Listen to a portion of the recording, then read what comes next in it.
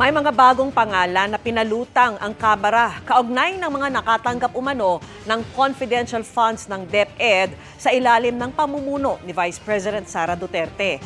At gaya raw ng naunang Mary Grace Piatos, wala rin umanong record ang mga ito. Nakatutok si Tina Panganiban Perez.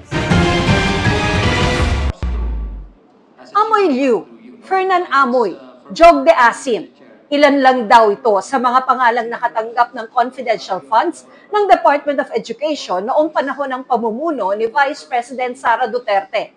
Walang ipinakitang papel si House Deputy Majority Leader Paulo Ortega, pero lumabas daw yan sa pagsusuri ng Kamara sa mga recipient ng DepEd confidential funds na posibleng mga hindi umano totoong tao. Parang bago na na Asim Gang. So kitang-kita po natin na yung pattern is the same.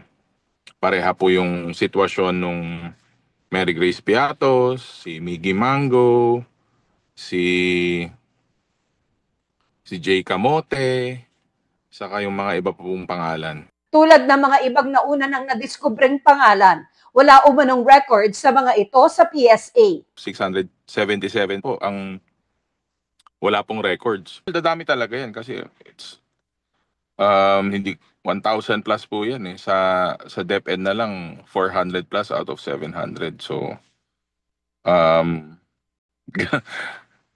trend po yan. Ayon kay Representative Ortega, posibleng milyong-milyong pisong confidential funds ang tinanggap ng mga hindi totoong tao. Palalakasin daw nito ang Article 2 ng impeachment complaint. Pero meron nga bang masama sa paggamit ng inventong pangalan para sa confidential funds? Sinabi po nila meron pong proseso dyan.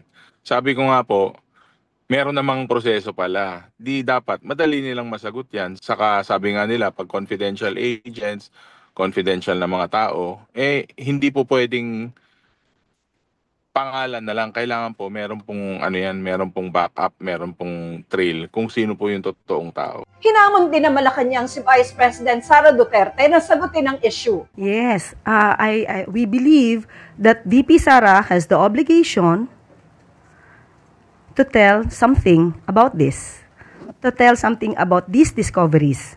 Marami na po ang naglilipa na patungkol sa mga peking resibo na di umanong na issue po ng opisina po ni VP Sara.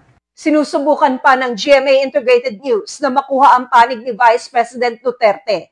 Pero kamakailan lang, sinabi niyang paulit-ulit na raw ang isyung ito at hindi raw malinaw kung saan kinuha ang mga ebidensya.